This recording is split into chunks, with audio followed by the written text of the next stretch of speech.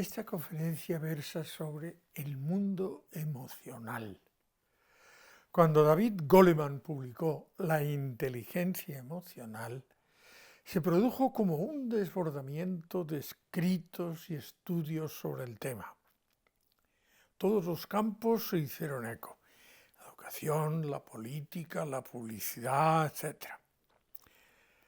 Pienso que el motivo es porque había un ambiente muy influido por el racionalismo y por el cientifismo, que pretendían un pensar frío que permitiese pensar a fondo.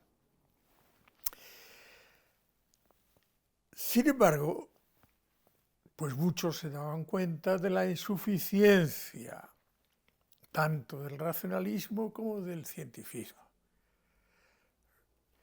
No explicaban la libertad, ni la verdad, ni el amor, y lógicamente, y además estaban en la raíz, en una de las raíces de las dos guerras mundiales, de los genocidios, de los campos de concentración, de los gulags, que llevaban a muchos y decían, hay que replantearse las cosas. Von Hildebrand hizo un estudio muy profundo del corazón humano. Pérez López, de las motivaciones en el trabajo, intrínsecas, extrínsecas, más emocionales y trascendentes. Max Scheler abundó en algunos sentimientos como el resentimiento. Edith Stein hizo un estudio fenomenológico de la empatía en su tesis doctoral siguiendo a Husserl. Kierkegaard había dado grandes pasos en la subjetividad humana, como ya veremos.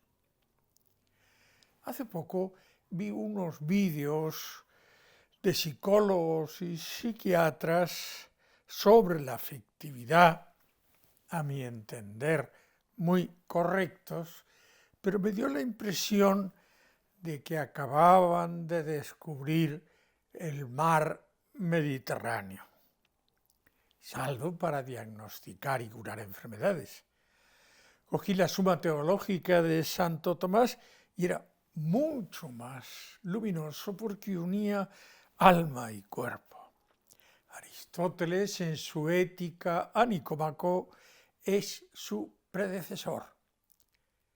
Por ejemplo, además del estudio de los sentimientos y de las pasiones, habla del conocimiento por connaturalidad, es decir, un conocimiento más allá de la razón en el que se unen sentimientos, inteligencia y el estudio de la intuición o inteligencia simple.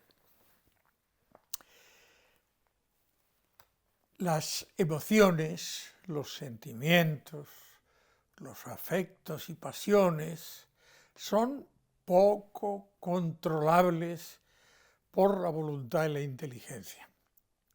Su importancia es muy grande en el pensamiento y en el querer, pues llevan a un conocimiento transracional o intuitivo.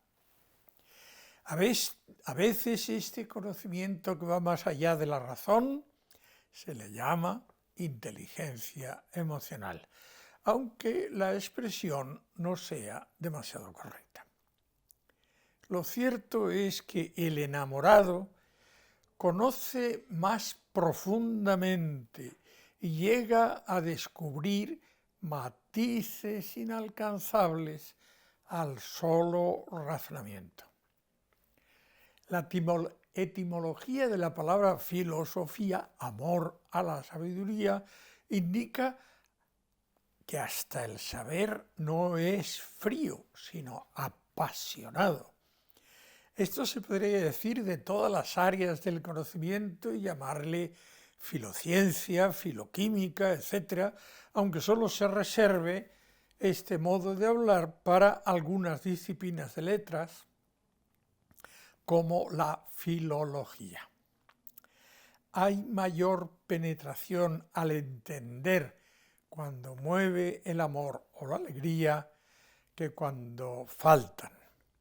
El asco o la tristeza frenan la acción, debilitando todas las facultades del alma.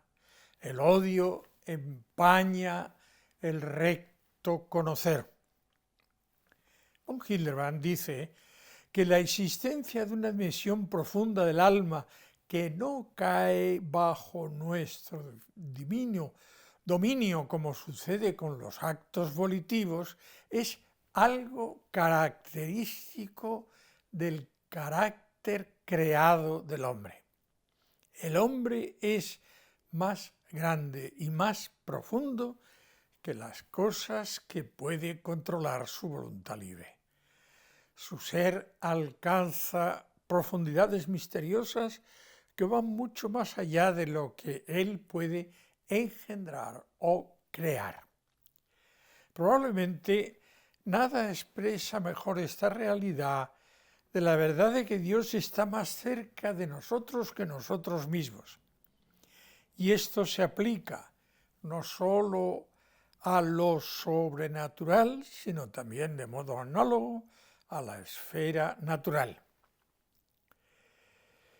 El verdadero yo lo encontramos primariamente en la voluntad. Sin embargo, en muchos otros terrenos es el corazón, más que la voluntad o el intelecto, el que constituye la parte más íntima de la persona, su núcleo, el yo real.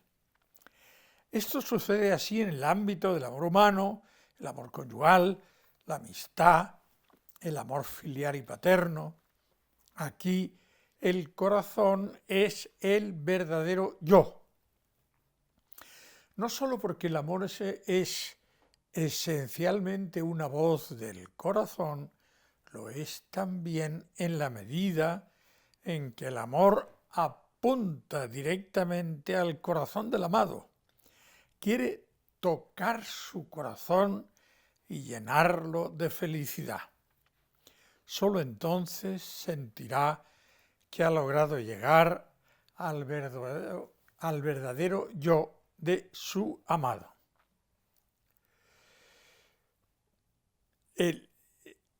Aunque se puede llegar más lejos, se puede llegar al espíritu, como hace Polo, a la intimidad de la intimidad, a ese espíritu que llama unas veces acto de ser, otras persona, y encuentra en él unos trascendentales como la luz transparente que ilumina la inteligencia, la libertad que alcanza el futuro en algo nuevo, la sindéresis que capta el bien y el mal, la donabilidad que es un impulso hacia la caridad.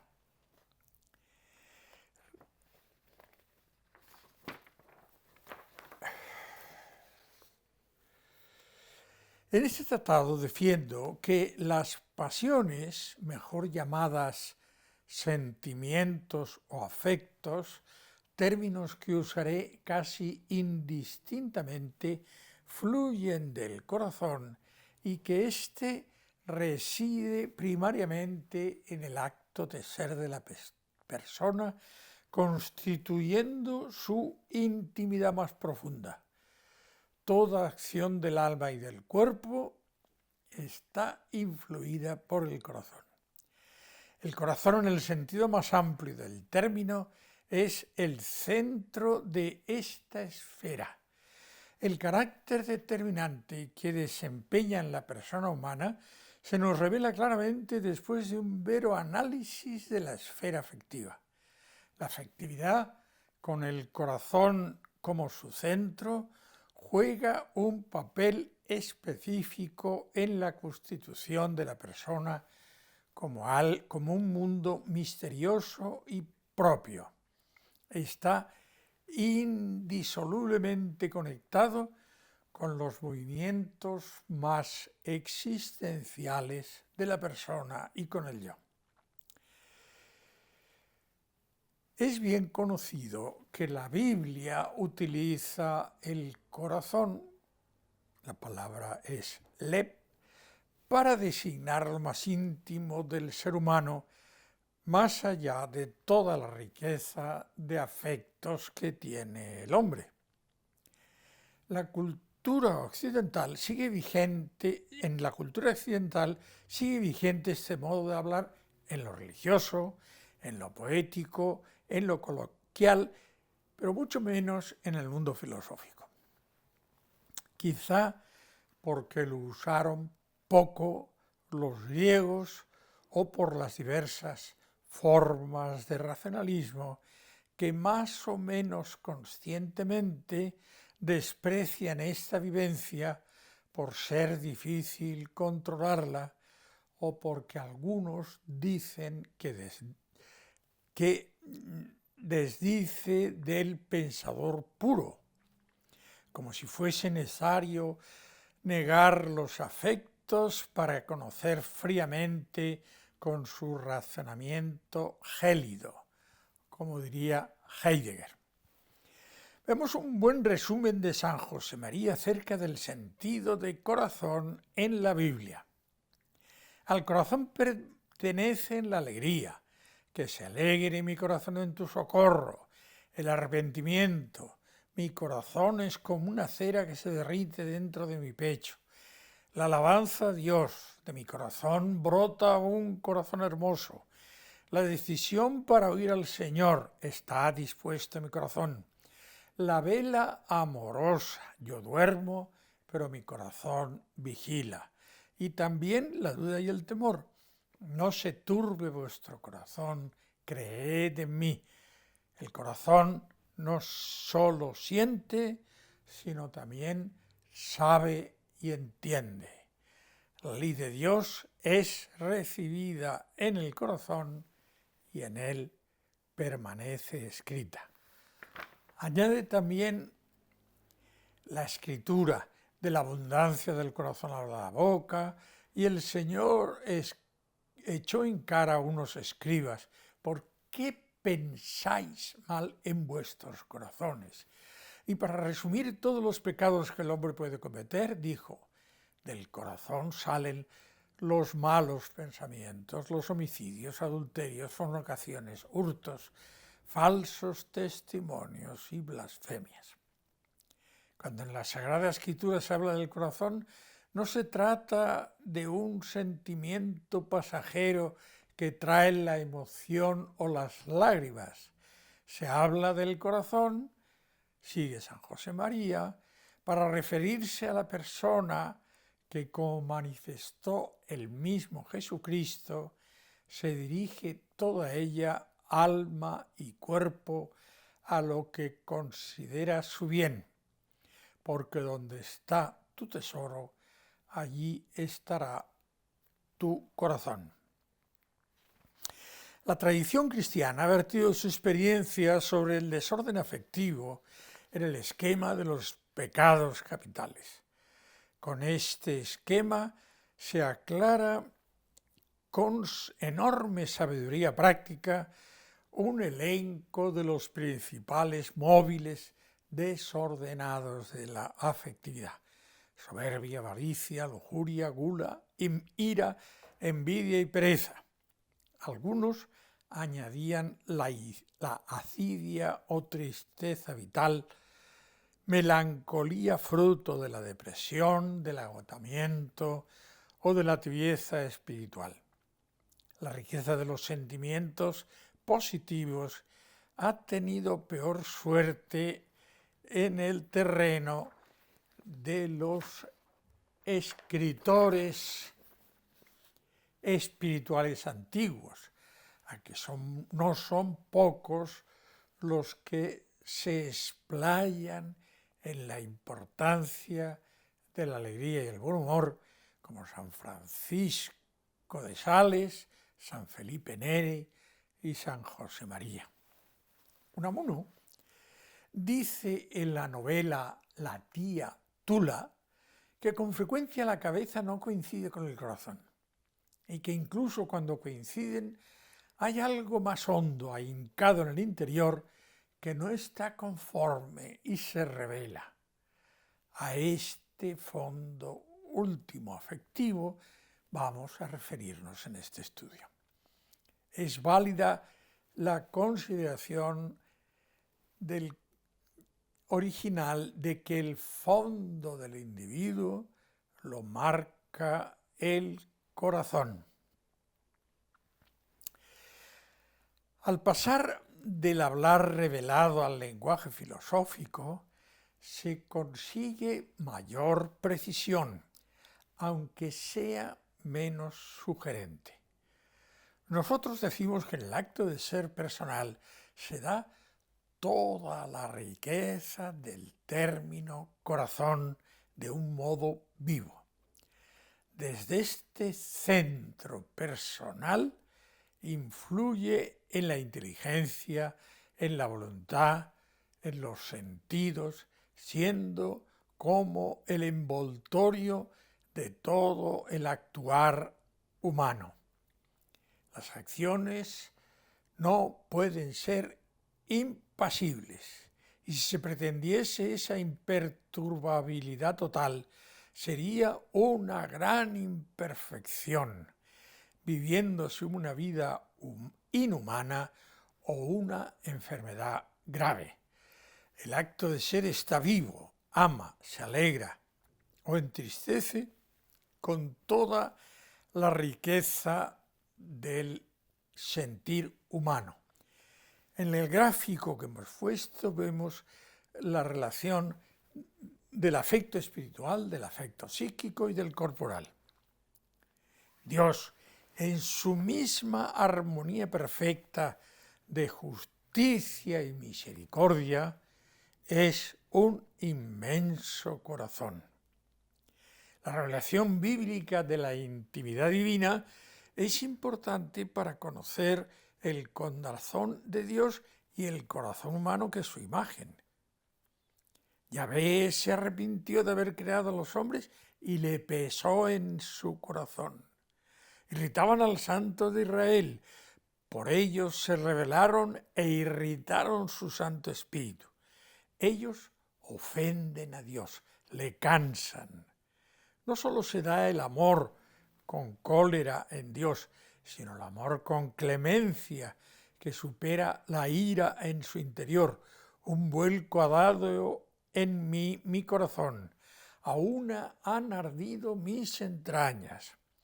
No ejecutaré el ardor de mi cólera, no volveré a aniquilar a Efraín, pues soy Dios y no un hombre. En el humano lenguaje bíblico se desvela la intimidad divina con unos sentimientos que tienen un paralelo con los nuestros. Esto se ve muy bien en Jeremías. Es Efraín un hijo favorito, niño de mis delicias, para que cuantas veces hablo contra él me vuelva a acordar de él. Por eso mis entrañas por él se conmueven y he de tener por él piedad, oráculo de Yahvé. También es clásico el texto de Isaías. Dice Sión: Yahvé me ha abandonado, el Señor me ha olvidado. ¿Acaso olvida una mujer a su niño de pecho sin compadecerse del hijo de sus entrañas? Pues aunque esas llegasen a olvidar, yo no te olvido. Míralo, en las palmas te tengo tatuada, los muros están ante mí perpetuamente.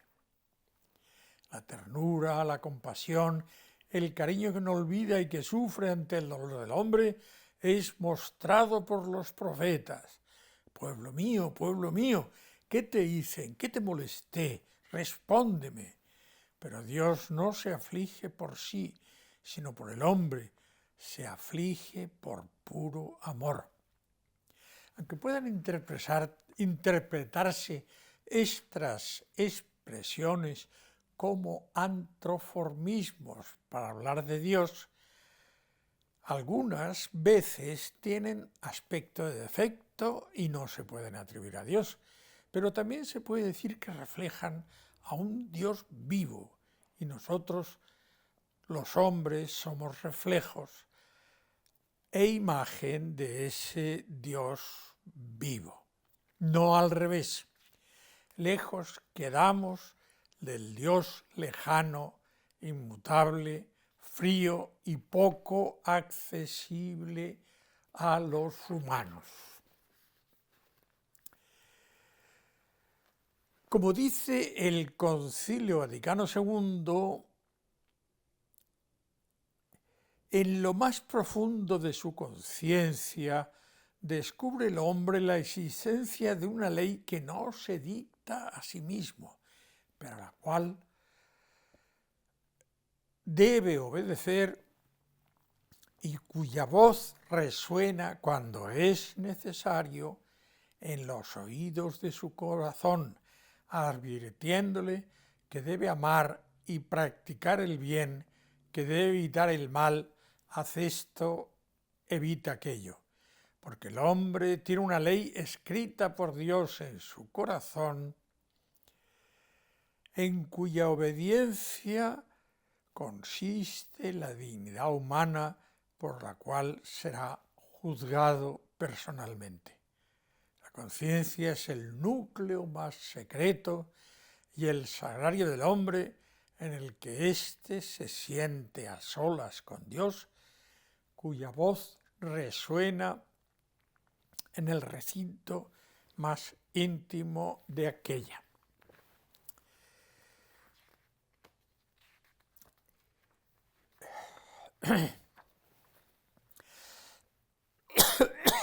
El hombre no es solo un ser pensante, es amante de la verdad. El ser humano no solo es bueno o malo, sino que es apasionadamente bueno o malo. No es solo ser amoroso, sino que su ser es amar, su ambición amar apasionadamente. Y su gran frustración es el desamor, la frialdad y la indiferencia. Es bien conocido que la represión del afecto lleva a conductas desordenadas e igualmente ocurre con la no subordinación del afecto a la razón por el extremo contrario. La hipertrofia del sentimiento en sentimentalismo es producto de la falta del uso de razón. En un artículo titulado La era de la angustia en 2002 se lee: el estado de angustia constatable en muchos sectores del mundo occidental se ha convertido en una epidemia imparable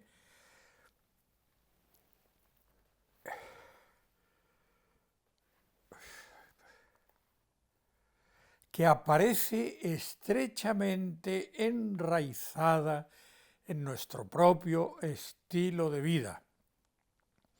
Los síntomas son tan perceptibles en la actualidad que la Organización Mundial de la Salud advierte que los trastornos emocionales, la angustia o la depresión, se convertirán en un futuro cercano en la segunda causa de la morbilidad, solo superada por las enfermedades cardiovasculares.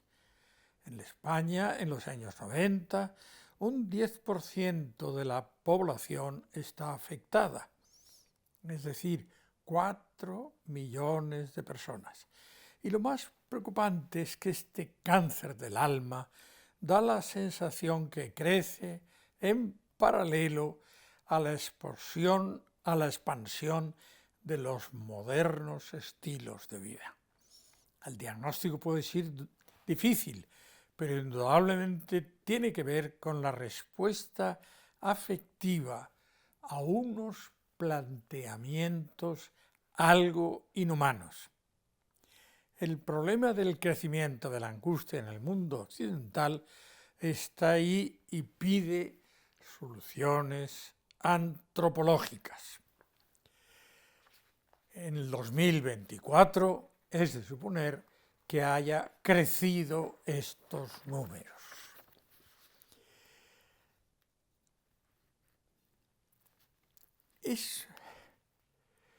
Se pueden hacer muchas clasificaciones de los sentimientos. En un primer paso seguiremos la clásica de Santo Tomás de Aquino y Aristóteles, los sentimientos básicos y sus contrarios. Pienso que al situar el corazón en el núcleo de la personalidad, no se puede decir que existan afectos o sentimientos negativos. La experiencia muestra cómo enturbian la vida de los hombres los desórdenes pasionales, unas veces por ser inesperados y cambiantes, otras porque oscurecen la razón y la voluntad. Esto se explica porque la persona está herida, pero en su origen no es así. Por ello, miraremos el corazón en su origen y luego los desórdenes emocionales. Después trataremos algunos sentimientos complejos derivados de los básicos.